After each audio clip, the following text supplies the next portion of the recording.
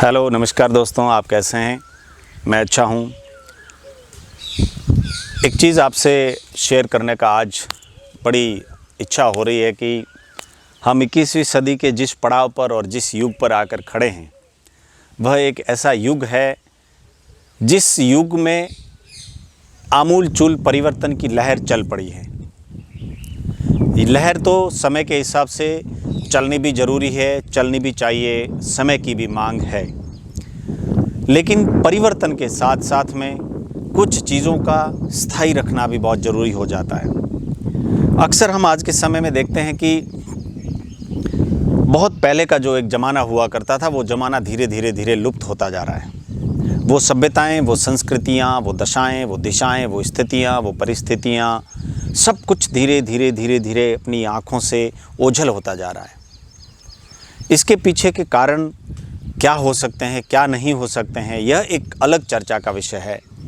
लेकिन बढ़ते हुए इंडस्ट्रियलाइजेशन, बढ़ती आईटी इंडस्ट्रीज़, आईटी का ज़माना, ऑनलाइन मोड में कन्वर्जन के कारण ये सारी चीज़ें धीरे धीरे ख़त्म होती जा रही हैं। अब इसको बुरा भी नहीं माना जा सकता, क्योंकि लोगों को अपने जॉब की खातिर, अपने सर्विस की खातिर, बिज़नेस की खातिर आज लोगों को शहरों की तरफ रुख करना बहुत ज़रूरी हो जाता है। शहरों की तरफ रुख करना इसलिए ज़रूरी भी हो जाता है कि गांवों में जॉब के और सर्विस के ऑप्शन थोड़े कम होते हैं।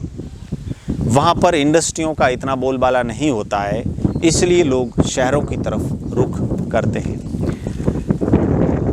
इस कारण लोगों के शहरों की तरफ रुख के कारण गाँवों का वो 20 साल पहले का समय, जब शाम की गोधूली बेला में गांव के गवालिए, गांव के लोग अपने खेतों से गायों को लेकर गांव की तरफ, अपने घर की तरफ रुख करते थे, तब गायों के पैरों से उड़ती हुई धूल की वो चादर गांव को ढक लिया करती थी।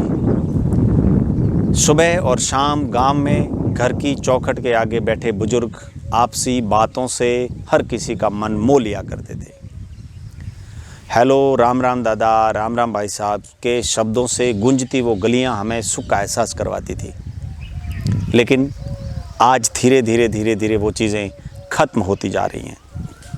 यदि आज भी परिवारों को हमने खुद को गांवों से कनेक्ट करके नहीं रखा, आगे बढ़ने के इंडस्ट्रियलाइजेशन को अडॉप्ट करने और मॉडर्नाइजेशन को अडॉप्ट करने के चक्कर में यदि गांव की उन सभ्यता और संस्कृतियों से नाता हम तोड़ते चले गए, तो आने वाले 20 वर्षों में इन सभी को जिंदा रखने वाली एक पीढ़ी संपूर्ण रूप से समाप्त हो जाएगी। फिर हमें इन सभी चीज़ों को अडॉप्ट करने के लिए कुछ आर्टिफिशियल तरीके अपनाने पड़ेंगे। फिर हमें शहरों के चौराहों पर खड़ी आर्टिफिशियल भैंसों को देखकर अपने दिल को संतुष्टि प्रदान करनी पड़ेगी। बड़े बड़े शहरों के पोश इलाकों के सर्कल्स पर खड़ी गायों की उन मूर्तियों को देखकर गांवों की उस राजस्थानी, उस हरियाणवी, उस भारत की वेशभूषा में भैंसों को और गायों को दूहती, उनका दूध निकालती औरतों की वेशभूषा और वो दृश्य देखकर ही हमें अपने मन को संतुष्टि प्रदान करनी पड़ेगी। क्यों न समय रहते पहले इस चीज़ को और बढ़ावा दिया जाए। धन्यवाद।